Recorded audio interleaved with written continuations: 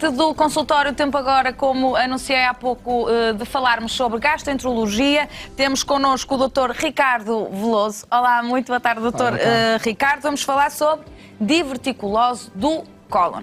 Exatamente. E de certeza que o Dr. Ricardo nos vai explicar isto como ninguém e com a sua boa disposição do costume. Dr. Ricardo, há aqui muitos mitos à volta desta patologia, mas antes de entrarmos nessa parte da nossa conversa, vamos explicar primeiro às pessoas o que é um divertículo, não é? Exato. E o que é a diverticulose no cólon. Exato. E a confusão que há sobre estes temas e a confusão sobre muitos dos mitos que estão associados aqui a esta coisa dos divertículos. Isto, só para dizer, a diverticulose é, por exemplo, o diagnóstico mais frequente nas colonoscopias de rastreio. Ou seja, ter divertículos a partir dos 50 anos é mais provável do que ter pólipos até.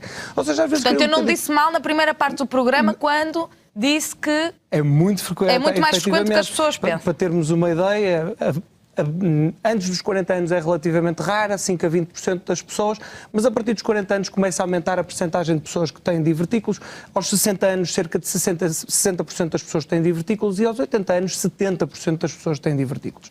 Ou seja, muitas das pessoas que já fizeram uma colonoscopia viram esta coisa dos divertículos e fica assim um bocadinho a dúvida, o que é isto? É grave? Não é? Pode vir a ser grave? Pode não vir a ser grave? Tem que fazer alguma coisa. Divertículos, isto não é uma expressão minha, mas acho que é a expressão mais elegante que eu já ouvi, até foi de uma das minhas mentoras na gastroenterologia, que é a doutora Sónia Fernandes, uma excelente gastroenterologista, que explicou um doente, eu captei isto, que são as rugas do nosso intestino. Acho que é uma maneira elegante de dizer bolas, às pessoas... até o intestino tem rugas. A nossa cara tem rugas, desenvolve rugas e o intestino também. O que é que são, basicamente? Imaginemos que o nosso intestino é um tubo, é um cilindro, então o que acontece é que com a idade, especialmente, há certas zonas do intestino que acabam por ter um bocadinho mais de fragilidade. E isto está bem identificado onde acontece, é onde alguns vasos sanguíneos entram numa das camadas de músculo do intestino, que é a camada circular, eles entram ali e criam uma espécie de uma incompetência. Com a idade e com vários mecanismos que nós podemos falar um bocadinho mais à frente, o que acontece é que fica ali uma espécie de uma incompetência da parede e as camadas internas do intestino acabam por fazer uma espécie de um saquinho para fora do intestino, digamos assim. Pronto, eles, na grande maioria dos casos, como também provavelmente vamos falar um bocadinho, não provocam grandes coisas, são achados. E daí diverticulose, diferente de doença diverticular, que já implica algum sintoma ou alguma complicação associada à doença. Ou seja, quando nós vemos numa... É possível só ter um? É possível só ter um. E isso chama-se diverticulose. Diverticulose, sim. Muito bem. Habitualmente nós temos várias maneiras de o descrever e também há uma possibilidade de nós só vermos um e haver mais. Porque às vezes pode acontecer. Nós vemos um, mas na realidade há mais, mas eles escondem-se ali nas pregas do intestino. Mas não é caso incomum nós vemos um divertículo e dizemos divertículo único, mas em todo caso chama-se diverticulose na mesma, porque a diverticulose é uma designação genérica para se ter divertículos dentro do nosso intestino. Portanto, só vir a doença quando há ali que mudança nesse diagnóstico. Ou seja, nós temos aqui dois grandes grupos. Temos o da diverticulose, ou seja, ter divertículos, mas não ter qualquer tipo de complicação associada, e depois a doença diverticular.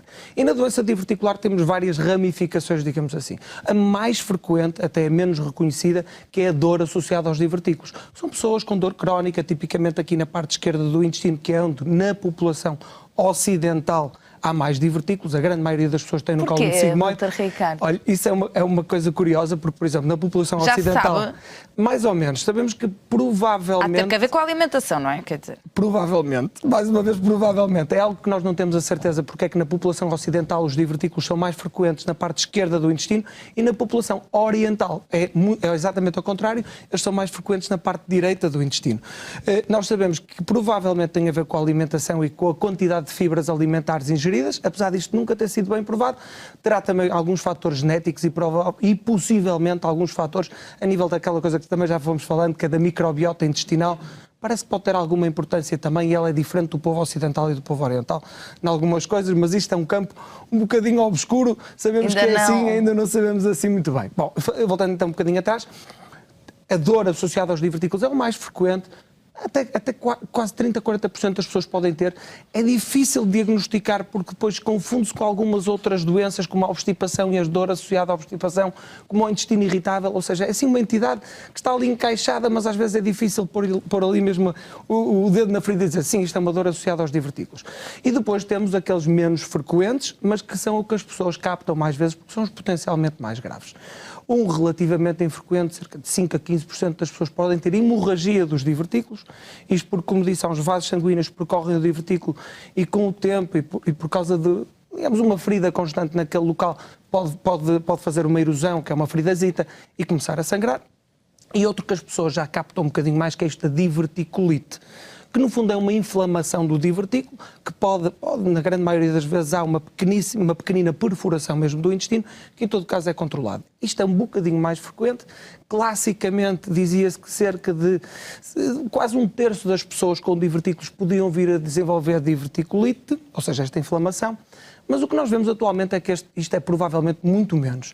Os estudos atuais dizem que provavelmente a percentagem de pessoas com complicações da diverticulose, cerca de 4%. Ou seja, a enorme maioria das pessoas passa a vida toda com divertículos, mas sem problemas. Mas sem problemas associados aos divertículos, muito exatamente. Bem. Importa, existe aqui alguma população, alguma carga genética, alguma população de risco, homens, mulheres, o género aqui também importa para o possível desenvolvimento, portanto, de problemas? Dos divertículos. Bom, os divertículos, classicamente, e é assim que é, a incidência deles é igual nos homens e nas mulheres. Portanto, aí... E parece não haver grande... Talvez um predomínio feminino nas idades mais avançadas e um predomínio masculino nas idades mais jovens, mas não é certo. Regra geral diz que a incidência é igual nos homens e nas mulheres, por isso por aí, do fator género, não parece ser um problema. Em termos de predisposição individual, parece haver uma carga genética, mas não temos nada identificado neste campo.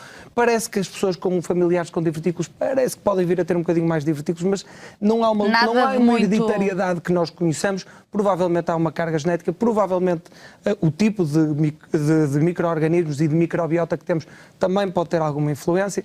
Pensávamos, e é possível que ainda com o tipo de alimentação que fazemos, e podemos falar um bocadinho mais isto à frente, mas as pessoas, diz-se classicamente que as pessoas com uma ingestão baixa em fibras e alta em carnes vermelhas e em gorduras têm maior probabilidade de ter divertículos.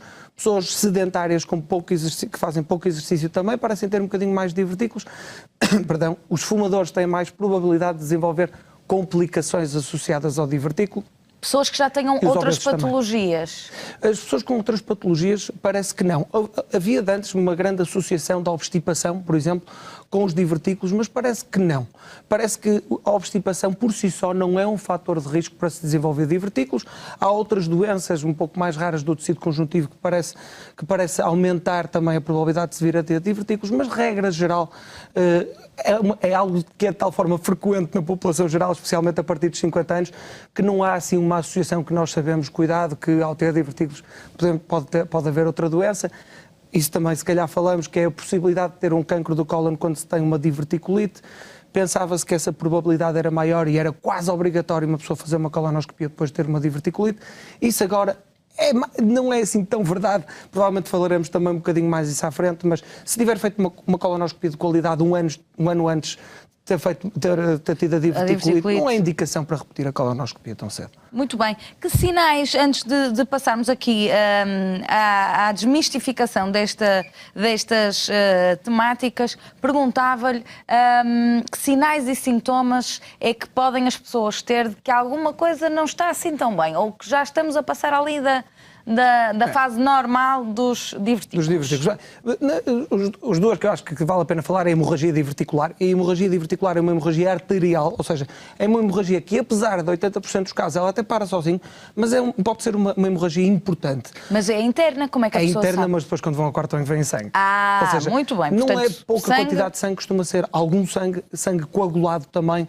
Ou seja, se tiver uma idade, especialmente a partir dos 50 anos, e vir que há efetivamente uma hemorragia significativa, não é aquela hemorragia das hemorroides, convém ir a um hospital, fazer umas análises, eventualmente fazer uma colonoscopia se necessário, porque pode ser uma situação preocupante. Certo. Nas diverticulites, é uma coisa engraçada, a grande maioria das diverticulites são subclínicas. O que é que isto quer dizer?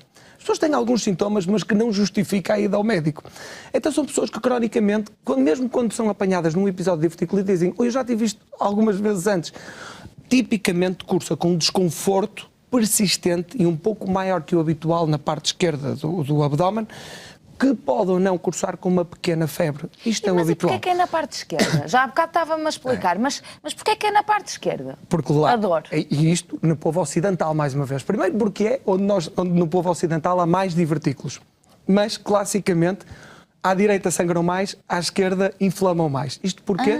Porque, por dois motivos, basicamente. Os divertículos à direita têm tendência a ser um bocadinho maiores, ou seja, a probabilidade deles ocluírem é um pouco menor, mas como os vasos sanguíneos estão mais expostos, podem sangrar mais, ao passo que à esquerda, no cólon sigmoide, e o cólon sigmoide chama-se por causa da letra grega sigma, ele tem curvas, ou seja, há um aumento de pressão nesta região que faz com que haja provavelmente mais divertículos e também que eles estejam expostos a uma pressão do cólon maior. Portanto, tem mais inflamação. Mais inflamação. Tipicamente aí, por isso é que as pessoas têm um desconforto relativamente persistente durante alguns dias, dor, mal-estar geral, pode haver vómitos, pode haver diarreia, mas as pessoas habitualmente, quando é necessário ir ao médico, ir à urgência, notam que aquela dor é um bocadinho maior que o habitual do que já tinha. Só que nós, às vezes, isto já foi o segundo ou terceiro episódio, muitas vezes o que faz o nosso corpo é resolve espontaneamente este tipo de situações, especialmente se forem casos ligeiros. Mas há tratamento e há forma de manter esta situação monitorizada, não é? Sim, pronto. O importante é, quando se tem o primeiro episódio de diverticulite, o que é que eu costumo dizer aos doentes? Ok, a probabilidade de vir a ter outra é um bocadinho maior. Okay? Que é mesmo assim. Mas, regra geral, quando o primeiro episódio de diverticulite é pouco complexo, ou seja, tem uma diverticulite aguda não complicada, o que é que isto quer dizer? Que nós conseguimos tratar com antibióticos, e mesmo isso agora está a ser contestado se serão necessários os antibióticos, provavelmente o segundo episódio vai ser novamente, vamos conseguir resolver só com antibióticos. Ou seja, a probabilidade de ter que ser operada, especialmente se o primeiro episódio for ligeiro, digamos assim, é muito baixa. Ou seja, pode acontecer outra vez? Pode, mas regra geral segue o mesmo curso que o inicial, ou seja, antibióticos, uma semana ou duas e as coisas habitualmente resolvem. Quando é que tem que se recorrer à cirurgia? À cirurgia. É relativamente raro, cada vez mais raro. E nós, isto na medicina, e é isto que eu gosto na medicina, na nossa ciência, nós vamos evoluindo com o tempo. Não temos a arrogância de achar que hoje o que nós sabemos é o melhor possível. Não. Hoje sabemos uma coisa, se calhar daqui a 5 anos sabemos melhor, daqui a 10 anos ainda vamos ser melhores. Classicamente, o que se fazia, primeiro episódio de diverticulite, estamos a falar há 40 anos atrás, operação. Acabou, resolveu-se, tirar ali aquela parte do intestino, acabou. E fomos progressivamente aumentando o espaço. E nesta fase, não sujeitar as pessoas a uma cirurgia que era desnecessária na grande que... maioria dos casos. Ou seja, nós nestes episódios não complicados de diverticulite, regra geral, e eu vou dar aqui um número que é perfeitamente abstrato.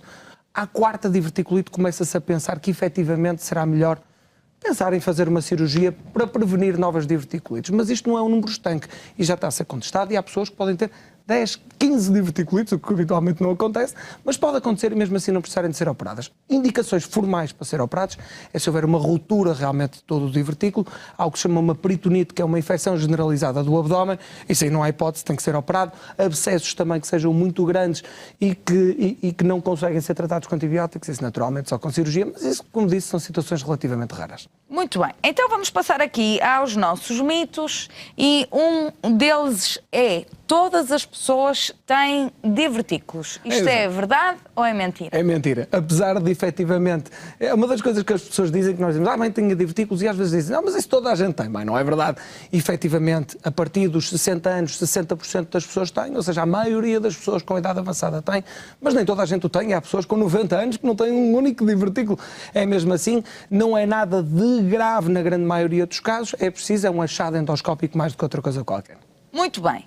Todas as pessoas com divertículos vão ter complicações.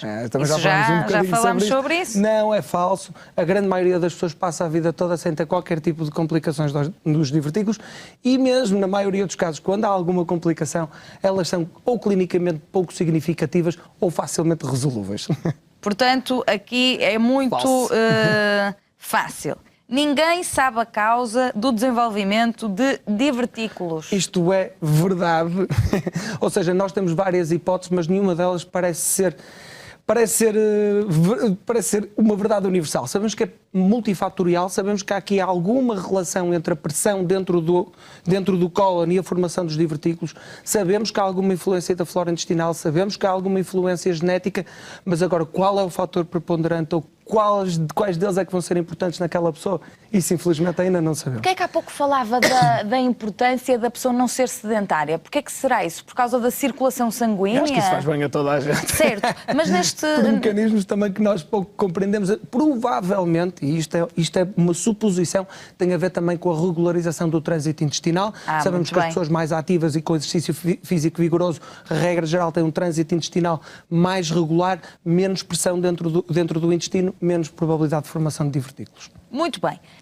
Outro mito é, ou não, vamos ver, a ingestão de fibras, contudo, sabemos que é importante para prevenir a formação dos divertículos. Isto é uma chatice, entre aspas, porque nós temos dois estudos muito recentes e com muito boa qualidade que nos vieram pôr em questão o que nós dizíamos aos doentes e tudo o que sabíamos sobre a teoria das fibras. E só para dar uma pequena à parte, a teoria das fibras já vem desde a década de 70. Teoricamente, não é? Diz-se que exatamente, um investigador inglês que foi para... Até está na roda dos alimentos. Exatamente, que disse que reparou que o povo africano, que ele teve, era um cirurgião investigador britânico, era o Burkitt, que até é conhecido por outras coisas que não propriamente este de investigação, mas a investigação dele maior era mesmo isto nas fibras. Ele reparou que o povo africano tinha menos divertículos e postulou que seria por causa da dieta rica em fibras. A partir daí, houve imensos estudos sobre as fibras alimentares, sobre a probabilidade de divertículos, sobre a obstipação. E, em regra geral, todos eles mostravam uma tendência a dizer não, parece que quem come mais fibras, efetivamente, tem menos divertículos. Infelizmente, temos dois estudos muito recentes que nos dizem que parece que isso não é assim verdade. Mas as fibras não fazem mal a ninguém, antes pelo contrário. Uma ingestão adequada de fibras é importante por múltiplos outros motivos que não apenas os divertículos. E comer fibras não faz mal. Podem não fazer, infelizmente, tão bem quanto nós achávamos que podia fazer. Certo, portanto, mas mal não vai fazer de certeza. Mal não vai fazer de certeza, portanto... Exatamente, por isso mais vale ter uma alimentação regrada, mais vale ter realmente um consumo regrado de carnes vermelhas, poucas gorduras, mais fibras. Nós sabemos e as fibras estão aonde? Vamos recordar as pessoas em casa. As fibras estão nos legumes e na fruta fresca, nos vegetais, nisso tudo tente escolher os mais frescos possíveis, porque é aí que onde se concentra faz a diferença, não é? É onde se concentra uma maior quantidade de fibras. Em todo caso, pronto, há um limite também de fibras que se deve ingerir por dia, mas frutas e vegetais frescos diariamente é o ideal. Muito bem. Se tiver uma diverticulite aguda, que já falámos há pouco sobre este exemplo, vou ter que ser operado de certeza. Lá está, isso é um dos grandes mitos também, que disseram, porque há sempre aquela pessoa que teve, alguém que conhece, que teve uma diverticulite e que teve que ser operado. O português gosta sempre de contar. Sempre de contar, e depois correu muito mal, e depois aquilo foi muito grave, e ficou com o saquinho que é a colostomia. Okay? Isto é exceção. Isto é exceção. A grande maioria das pessoas que têm uma diverticulite não é preciso ser operado. Habitualmente até é tratamento ambulatório. As pessoas têm que ir ao médico, claro, mas regra geral, antibióticos, as pessoas ficam bem, pode demorar 1 ou 2 semanas a resolver. Antibiótico porquê? Porque para controlar a infecção? Exatamente. Bom, isto também é clássico. Nós classicamente tivemos estudos que nos diziam que, dando antibióticos, porque é uma questão de lógica, isto é uma perfuraçãozinha pequenina do divertículo, cria ali uma espécie de uma infecçãozita, então o que acontece? Damos antibióticos para resolver mais rapidamente. Lá está, isto da medicina não é estanque, não é uma medicina, não é uma ciência exata. Nós temos 2 estudos recentes de grande qualidade, um sueco e um holandês, que nos dizem que em casos muito pouco complicados que nem é preciso antibióticos, mas é preciso saber selecionar estes doentes, ou seja, doentes sem fatores de risco, doentes sem medicação imunossupressora, ou seja, daqueles que baixam as defesas, doentes que não tenham sinais, ou seja, de muito saudáveis e só têm aqui este episódio. Até pode ser que não precisem de fazer antibióticos, mas o difícil às vezes é selecionar estes doentes, por isso os antibióticos que são utilizados são ciclos curtos, São antibióticos muito seguros, utilizados há décadas e que têm bons resultados. Por isso, na grande maioria dos casos, vamos utilizar os antibióticos. Claro, e as coisas resolvem-se. Muito bem. Depois de ter tido a primeira diverticulite, mais vale ser operado, porque de certeza vou ter outra. Lá está. Mais uma vez também já falamos um bocadinho sobre isto. Não, nem pensar. Efetivamente parece que aumenta um bocado. Antigamente, classicamente, dizia-se que quem tem a primeira vez 20 a 30% vai desenvolver a segunda e quem desenvolve a segunda metade, mais 50% vai desenvolver uma terceira diverticulite. Isto provavelmente não é verdade. Provavelmente apenas só cerca de 7% das pessoas é que têm novamente uma diverticulite. E outra vez, se a primeira foi pouco grave, a segunda provavelmente vai ser pouco grave e se tiver uma terceira provavelmente também vai ser pouco grave. Portanto, mais vale ir colecionando 2 ou 3 antibióticos do que ir para uma cirurgia que potencialmente pode ser desnecessária. Muito bem. Depois da primeira diverticulite, há medicação para reduzir a probabilidade de ter outra. Coisas curiosas. Portanto, medicação para prevenir. Exatamente. É isso? E nós temos, porque este é um bocadinho uma angústia nossa e das pessoas. Então eu tive uma diverticulite, agora o que é que eu faço? Ok, aumenta a ingestão de fibras, tudo bem, mas e então? Eu já conheço pessoas que as pessoas ficam ansiosas e ficam a pensar, eu quero fazer um pouco mais. Exatamente. Parece que há alguns isto não fica medicamentos. aqui. Exatamente, que eu não venha a ter outra que possa vir a ser mais grave. Parece que efetivamente há alguns medicamentos com algum benefício, nomeadamente um tipo específico de antibiótico que é a rifaximina, medicamentos que são os anti-inflamatórios que é a mesalazina e esta coisa da vitamina D. Há alguns estudos agora que parece que quem tem níveis normais de vitamina D tem menos probabilidade de vir a ter nova diverticulite e está relacionado também com a gravidade. Bom, esta vitamina D em todas as doenças é preciso encará-la com precaução, porque há muitas pessoas com déficit de vitamina D e provavelmente não é lógico oferecer vitamina D a todas as pessoas. Isto é um campo de investigação, nós temos agora que fazer estudos no sentido de ver se a suplementação de vitamina D vai prevenir novos episódios de diverticulite no futuro, mas é um campo de investigação curioso. Mas a vitamina D que anda aí muito na berra, muito na moda. Mas... inclusivamente já não lhe chamam vitamina D, mas sim hormona. Sim, bom, isso também acho que já percebi a opinião do Dr. Ricardo. Acho que estava um programa inteiro, acho que temos que encarar isso com alguma naturalidade. Eu costumo dizer a brincar que a estatística dá para fazer o que quisermos, é a mesma coisa que associar uma doença a ter um frigorífico branco em casa, toda a gente tem um frigorífico branco ou quase, então claro que tem uma maior probabilidade de ter alguma doença. Vitamina D, temos 75% da população portuguesa com algum grau de déficit de vitamina D, por isso isto é preciso ser melhor investigado, precisamos perceber melhor a importância antes de começarmos a dar vitamina D a todas as pessoas. Uma coisa importante, pessoas com diverticulite complicadas, uma vez devem evitar, é isso sim, anti-inflamatórios, como ibuprofenos, Nimedes, Aulins, quer dizer que não o possam tomar, mas devem evitá-lo. Alguns medicamentos também para as dores, como os opioides, ok? Isso é que é importante, tentar evitar esse tipo... E porquê? Porque está provado que esse tipo de medicamentos podem agravar ou a mesmo... situação. Exatamente, e podem aumentar a probabilidade de vir a ter outra diverticulite. Muito bem, portanto, mais vale ir por aquilo que já está mesmo comprovado, exatamente, que isso aí já está, já é 100%. Todas as pessoas, depois de terem um episódio de diverticulite, devem fazer uma colonoscopia porque o risco de cancro do cólon está aumentado. Isso é classicamente, e vem também das séries clássicas, em que numa época temos que pensar que não havia colonoscopias de rastreio. E o que se dizia é que as pessoas com diverticulite, especialmente as complicadas, as mais complicadas, tinham uma maior probabilidade de vir a ter uma neoplasia, cerca de 8%, quando na população geral é cerca de 6%.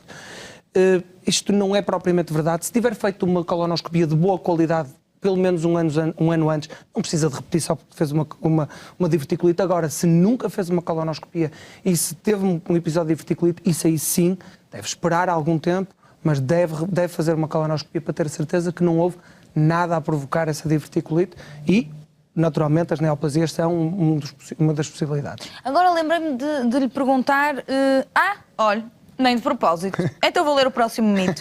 Fazer colonoscopias depois das diverticulites é muito perigoso e aumenta muito o risco de perfuração. E eu ia falar aqui da perfuração, exato, porque também falamos disso com os pólipos. Exatamente. É um dos riscos que as pessoas ficam preocupadas, porque depois dizem que criam cicatrizes dentro do intestino, o que não deixa de ser verdade. Pode haver efetivamente o que nós chamamos bridas e dificulta um pouco a colonoscopia. Na altura dos divertículos não se deve fazer, na altura da diverticulite não se deve fazer, cerca de 6 a 8 semanas depois é perfeitamente seguro fazer essa colonoscopia, totalmente seguro, não parece sequer aumentar o risco de perfuração.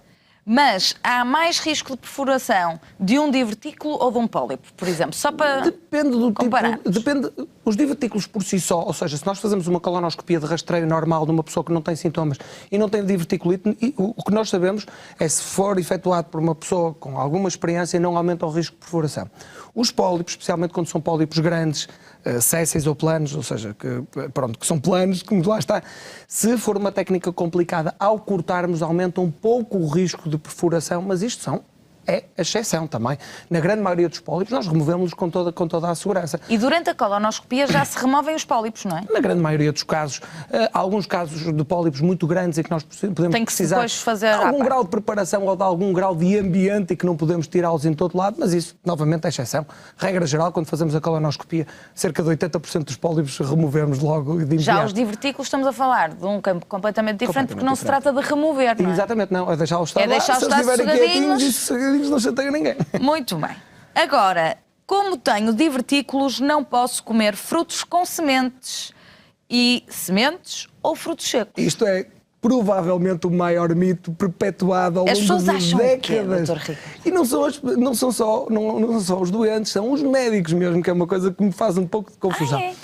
Criou-se o mito que eram as sementes ou grainhas ou as pipocas que se encravavam nos divertículos e que provocavam as diverticulites. E acho que nunca houve um único gastroenterologista que tenha visto sementes ocluir divertículos, ou nenhum cirurgião, quando removeu um pedaço de cólon, tenha visto lá sementes a ocluir um divertículo. Não tem nada a ver. As pessoas podem, com toda a segurança, comer as sementes que quiserem, as fibras que quiserem, as pipocas que quiserem. Eu já tive o caricato de um doente dizer que não podia comer nem tomate por causa das grainhas, nem morangos por causa das sementes. Não.